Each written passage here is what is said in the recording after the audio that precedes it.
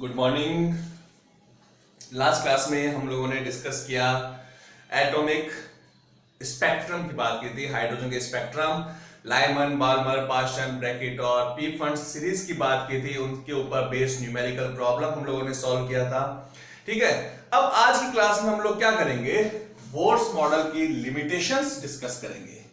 First point है limitations of Bohr's model. अब देखो, बोर्स ने जो है काफी कुछ अपने को एक्सप्लेन कर दिया, एटॉमिक स्ट्रक्चर के बारे में बहुत कुछ एक्सप्लेन किया। प्रोटॉन, इलेक्ट्रॉन, न्यूट्रॉन की पोजीशन है, इलेक्ट्रॉन का रिवॉल्व करता है, स्पेक्ट्रम, बहुत सारी चीजें डिस्कस की उसने। लेकिन सबसे बड़ा जो लिमिटेशन थी, सबसे बड़ा ड्रॉबैक था, वो क्या था अपने पास, कि जो बोर्स मॉडल है वो केवल सिंगल इलेक्ट्रॉनिक स्पीशीज पे अप्लाइड होता है।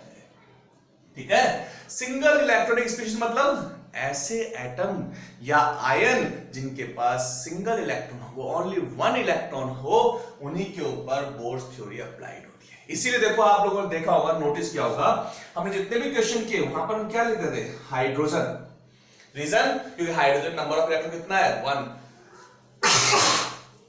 सॉरी, हीलियम +1 मतलब हीलियम के पास 2 इलेक्ट्रॉन है, एक इलेक्ट्रॉन रिलीज कर दिया, कितना इलेक्ट्रॉन रहा, 1।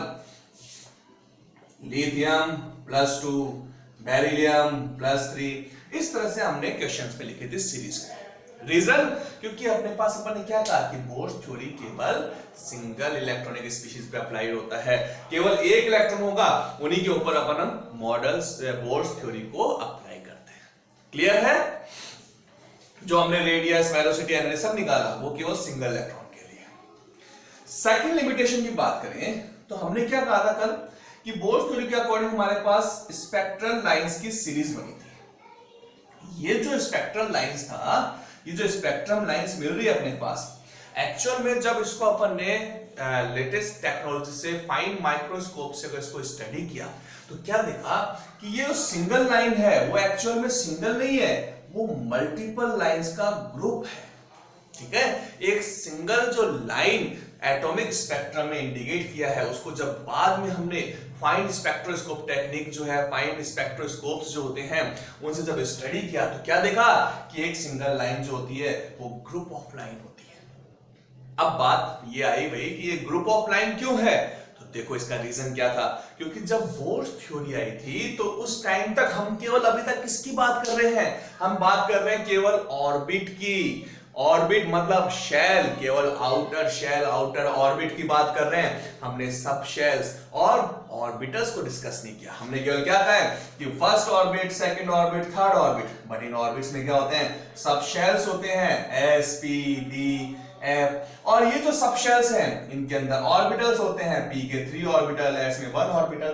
तो ये सब ऑर्बिटल जो होते हैं, इनमें इलेक्ट्रॉन प्रेजेंट होते हैं, और इसीलिए यहां पर जो सिंगल स्पेक्ट्रल लाइन है वो केवल किसको रिप्रेजेंट कर रही थी, शेल को, बट एक्चुअल में शेल के अंदर क्या होते हैं, सब शेल्स और ऑर्बिटल्स भी प्रेजेंट होते हैं। इसलिए जो सिंगल लाइन थी वो ग्रुप ऑफ लाइंस में थी, जो हमें नॉर्मली सिंगल लाइन के फॉर्म में अपीयर हो रहा था, बट फाइन स्पेक्ट्रोस्कोप टेक्निक से जब ऑब्जर्व किया तो ये सिंगल लाइन जो है वो मल्टीपल लाइंस में ग्रुप के अंदर दिखा हमको। ठीक है, इसी को आगे उसने और एक्सप्लेन किया। स्टार्क और जीमैन जो साइंटिस्ट थे, उन्होंने क्या कहा कि अगर ये जो स्पेक्ट्रल लाइन है, इस स्पेक्ट्रल लाइन को अगर मैग्नेटिक फील्ड में या इलेक्ट्रिक फील्ड के अंदर रखें, ठीक है, मैग्नेटिक फील्ड या इलेक्ट्रिक फील्ड में रखें, तो ये जो लाइन होता है, सिंगल लाइन जो है, वो मोर देन 1 लाइंस के अंदर स्प्लिट हो रहा है। बात वही आ गई, हमने क्या कहा कि एक लाइन जो है ग्रुप ऑफ लाइन है, और अगर इसको मैग्नेटिक और इलेक्ट्रिक फील्ड में प्लेस करें तो ये लाइन बहुत सारी लाइन के अंदर या मोर देन 1 लाइंस के अंदर स्प्लिट हो रहा है। उसका रीजन भी क्या है, उसका रीजन यही है अपने पास। क्यों? क्योंकि यहां पर ऑर्बिटल और सब शेल्स प्रेजेंट होते हैं, जिनको इसने इंडिकेट किया।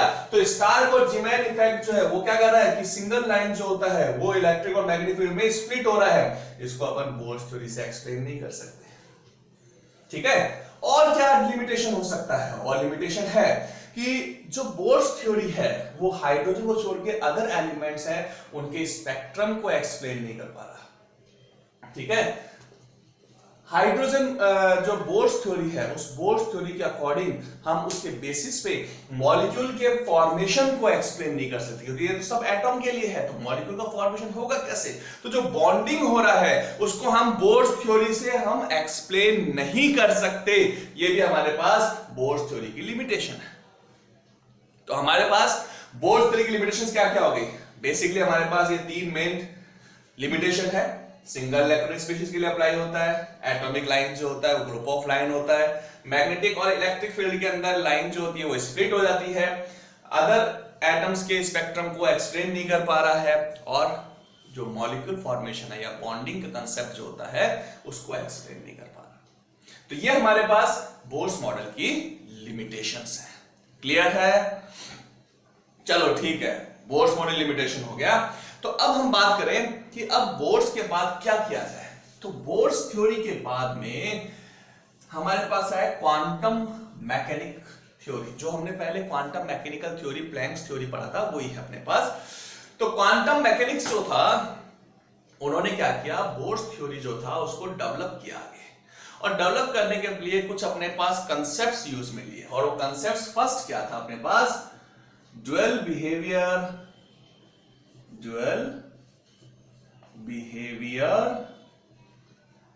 Of matter. अब देखो भाई, पहले हमने क्या पढ़ा था? हमने पढ़ा था dual behaviour of electromagnetic light, और अब हम बात किसी कर रहे हैं मैटर की, कि मैटर जो होता है उसमें भी ड्यूअल बिहेवियर होता है। ड्यूअल बिहेवियर मतलब सेम वही कि हमारे पास उसका पार्टिकल नेचर भी है और उसका वेव नेचर भी है। ठीक है, तो ये मैटर होते कौन से हैं? तो सबसे पहले जो डे ब्रोगली साइंटिस्ट थे, डे ब्रोगली जो फ्रेंच साइंटिस्ट हैं, डे ब्रोगली ने dual behaviour of matter concept दिया। डे ब्रोगली ने क्या कहा कि जो इलेक्ट्रॉन जैसे जो स्मॉल माइक्रोस्कोपिक पार्टिकल्स होते हैं, microscopic particles like electron, proton, neutron, atom, जो माइक्रोस्कोपिक पार्टिकल्स होते हैं वो इलेक्ट्रोमैग्नेटिक लाइट की तरह ड्यूअल बिहेवियर शो करते हैं। मींस जो मैटर होता है वो पार्टिकल और वेव दोनों की तरह बिहेव कर सकता है। और माइक्रोस्कोपिक पार्टिकल कौन से हैं? इलेक्ट्रॉन है अपने पास, और इलेक्ट्रॉन रिवॉल्व करता है अराउंड द न्यूक्लियस। तो इलेक्ट्रॉन जो है वो पार्टिकल भी है और वेव के फॉर्म में मूव करता है। ठीक है, तो यहां पर पॉइंट क्या है अपने पास कि जो डे ब्रोगली है, बोर्स थ्योरी के बाद में हमारे पास नेक्स्ट थ्योरी आई डे ब्रोगली की।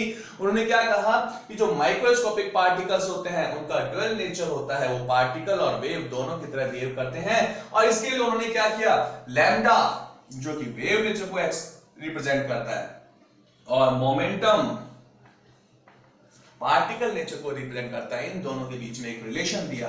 रिलेशन क्या था? Lambda equals to h upon mv और lambda proportional to 1 upon p। यानी मोमेंटम अगर इंक्रीज होगा तो वेव नेचर डिक्रीज होगा, और अगर लैम्डा इंक्रीज होगा तो पार्टिकल नेचर डिक्रीज होता है। और जो माइक्रोस्कोपिक पार्टिकल है वो दोनों तरह का शो कर सकता है अपने अकॉर्डिंग, वो पार्टिकल नेचर भी शो कर सकता है और वेव नेचर भी। बट क्या आप और हम वेव नेचर शो कर सकते हैं? नहीं कर सकते। क्यों नहीं कर सकते? क्योंकि हमारा मास बहुत ज्यादा होता है, और अगर मास इंक्रीज होगा तो हमारा मोमेंटम इंक्रीज होता है, और मोमेंटम ज्यादा है इसलिए हमारे लिए लैम्डा की वैल्यू क्या है? बहुत कम है। इसीलिए यही रीजन है कि हम लोग वेव नेचर शो नहीं करते हैं। बट जो माइक्रोस्कोपिक पार्टिकल है उनके लिए मास कम होता है और वो इजीली वेव के फॉर्म में फ्लो कर सकते हैं। क्लियर है? ये रिलेशन आया कैसे? तो डे ब्रोगली ने क्या किया, पार्टिकल नेचर के लिए आइंस्टीन का इक्वेशन और वेव नेचर के लिए जो प्लैंक इक्वेशन था दोनों को मर्ज कर दिया। तो क्या बना अपने पास? mc square equals to h nu, और न्यू इक्वल्स टू क्या होता है? c upon lambda. Then mc square equals to hc upon lambda. c से c कैंसिल कर दिया, then lambda equals to h upon mc।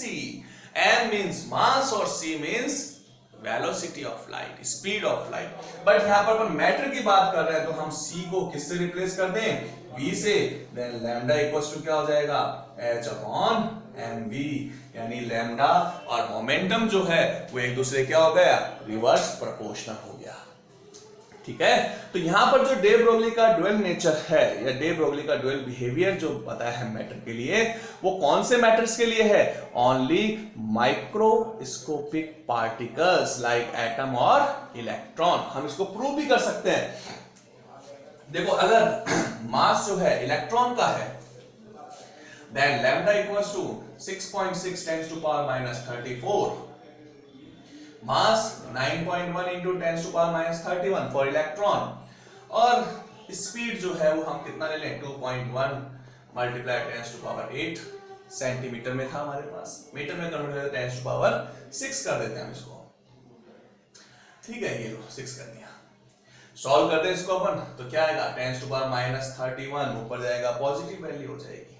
ठीक है, और पॉजिटिव वैल्यू हो गया तो 34 में से 31 गया, कितना बच गया हमारे पास, -3। ये ऊपर जाएगा तो कितना हो जाएगा, -9, और बाकी सॉल्यूशन करेंगे हम आगे तो वैल्यूज कितने आ जाएगा, आर्मस्ट्रॉन्ग के अंदर आ जाएगा, यानी टेंस टू पावर -10 की रेंज में आ जाएगा। तो ऐसा जो लैम्डा की वैल्यू है वो हम मेजर कर सकते हैं। बट अगर मैं यहीं पे मास जो है वो कितना कर देता, 50 kg कर देता, 50 मल्टीप्लाई टेंस टू पावर 3, ठीक है, तो उस केस के अंदर हमारे पास जो लैम्डा की वैल्यू होती है वो क्या हो जाती, डिक्रीज हो जाता। ठीक है, तो मास जितना कम होगा, मास जितना कम होगा उतना अच्छा है। ठीक है, टेंस टू पावर 3 ऊपर जाएगा, नेगेटिव में होगा तो कितना था, -34 प्लस 3 कितना होता, 37 हो जाता। तो लैम्डा की वैल्यू क्या होता, बहुत माइनर वैल्यू हो जाता। इसलिए लैम्डा यानी वेव नेचर को रिप्रेजेंट नहीं करेगा अगर मास इंक्रीज होगा। क्लियर है?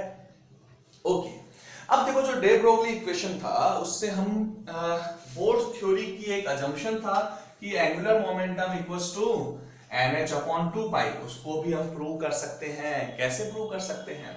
डे ब्रोगली ने क्या कहा कि जब इलेक्ट्रॉन ऑर्बिट के अंदर मूव करता है तो वेव के फॉर्म में फ्लो करता है, और ये वेव जो होता है वो हमेशा क्या होता है, कंप्लीट नंबर्स के अंदर होता है, फ्रैक्शन वैल्यू के फॉर्म में नहीं होता। यानी जो हमारे पास इक्वेशन है क्या था अपने पास, lambda equals to h upon mv, lambda equals to h upon mv, ये हम लोगों ने इक्वेशन था बोर्ड थ्योरी के अकॉर्डिंग। और हमारे पास दूसरा इक्वेशन क्या था, mvr equals to nh upon 2 pi. ठीक है, अब इसने क्या कहा कि ये जो अपने पास वेव के फॉर्म में मूव करता है तो जो वेव होती है वो हमेशा कंप्लीट नंबर्स के फॉर्म में होता है। ठीक है, जब अपने पास ये सर्कमफेरेंस जो होता है, क्योंकि हमने क्या कहा कि स्फेरिकल शेप है एटम का, और स्फेरिकल शेप है तो इलेक्ट्रॉन स्फेरिकल शेप के अंदर सर्कुलर पाथ के अंदर जब मूव करता है तो इसका जो सर्कमफेरेंस जो होता है वो हमेशा कंप्लीट नंबर्स ऑफ और इंटीग्रल वैल्यू ऑफ लैम्डा के इक्वल होता है। यानी हमारे पास इक्वल नंबर्स के अंदर वेव होगी, अपने पास फ्रैक्शन वेव नहीं होगी, क्योंकि हमने क्या कहा वेव में क्या होता है, क्रेस्ट और ट्रॉफ होता है। ठीक है, और वो वेवलेंथ क्या होता है, दो सक्सेसिव क्रेस्ट और ट्रॉफ का डिस्टेंस होता है। तो हमारे पास इसके अकॉर्डिंग क्या था कि जब electrons around the nucleus circular path में मूव करता है तो ये जो सर्कुलर पाथ है इसका जो सर्कमफेरेंस होता है वो इंटीग्रल वैल्यू ऑफ लैम्डा के इक्वल होता है। तो 2 पाई r इक्वल्स टू क्या हो गया, n लैम्डा, और लैम्डा की वैल्यू कितना है, h अपॉन mv, और हमारे पास क्या आ जाएगा, mv ऊपर गया तो mvr इक्वल्स टू क्या हो गया, nh अपॉन 2 पाई। तो जो अपने पास ब्रोगली का थ्योरी था कि अपने पास इलेक्ट्रॉन जब सर्कुलर पाथ के अंदर मूव करता है तो उस केस में उसका जो सर्कमफेरेंस होता है वो इंटीग्रल वैल्यू ऑफ लैम्डा के इक्वल होता है। तो उस थ्योरी से हम बोर्स थ्योरी को भी एक्सप्लेन कर सकते हैं। बोर्स ने भी क्या कहा था कि इलेक्ट्रॉन केवल ऐसे ऑर्बिट में मूव करता है जिसका एंगुलर मोमेंटम होता है वो h अपॉन 2 पाई के इंटीग्रल में हो, इंटीग्रल मल्टीपल के फॉर्म में होता है। ठीक है, तो डे ब्रोगली इक्वेशन से हम बोर्स थ्योरी जो है उसको प्रूव कर सकते हैं। तो ये भी हमारे पास क्या हो गया, इसका एडवांटेज हो गया जो हमने इसको प्रूव किया है। ठीक है, क्लियर है अपने पास? तो ये था हमारे पास ड्यूअल नेचर ऑफ मैटर, और यह हम ये कहते हैं कि डे ब्रोगली थ्योरी हो गया हमारे पास। ठीक है, नेक्स्ट हमारे पास क्या आता है, Heisenberg uncertainty principal. But Heisenberg uncertainty principal जो है वो हम करेंगे नेक्स्ट क्लास के अंदर। होता क्या है, वो भी अपने पास इसके वेव नेचर और पार्टिकल नेचर के अकॉर्डिंग ही है। हाइजेनबर्ग अनसर्टेनिटी प्रिंसिपल, ठीक है, हाइजेनबर्ग अनसर्टेनिटी प्रिंसिपल। और हाइजेनबर्ग जो साइंटिस्ट थे उन्होंने क्या कहा, हाइजेनबर्ग ने कहा कि जो माइक्रोस्कोपिक पार्टिकल्स होते हैं, माइक्रोस्कोपिक पार्टिकल्स लाइक इलेक्ट्रॉन, तो जो माइक्रोस्कोपिक पार्टिकल्स होते हैं उनकी पोजीशन और मोमेंटम को एग्जैक्टली एक साथ हम कैलकुलेट नहीं कर सकते, डिटरमाइन नहीं कर सकते, ठीक है।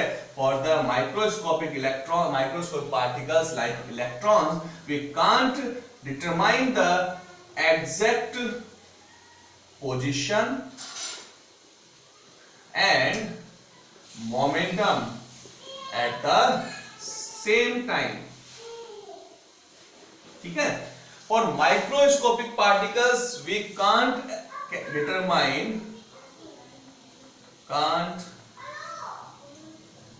determine exact position and momentum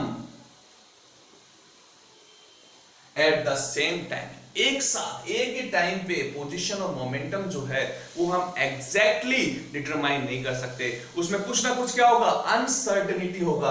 अगर मेरे पास पोजीशन एग्जैक्ट है तो उस केस के अंदर मोमेंटम जो होता है उसमें क्या होगा, कुछ ना कुछ अनसर्टेनिटी होगा।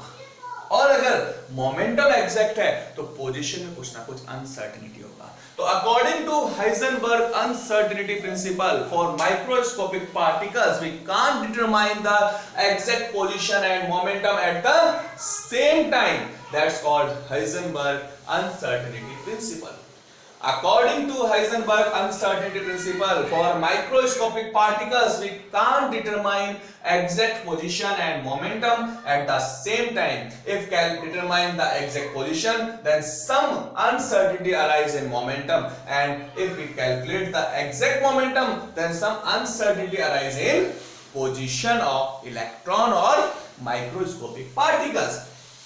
The mathematical relation according to Heisenberg uncertainty principle, delta x multiply delta p greater than equals to h upon 4 pi, where delta x equals to uncertainty in position and delta p equals to uncertainty in momentum, ठीक है।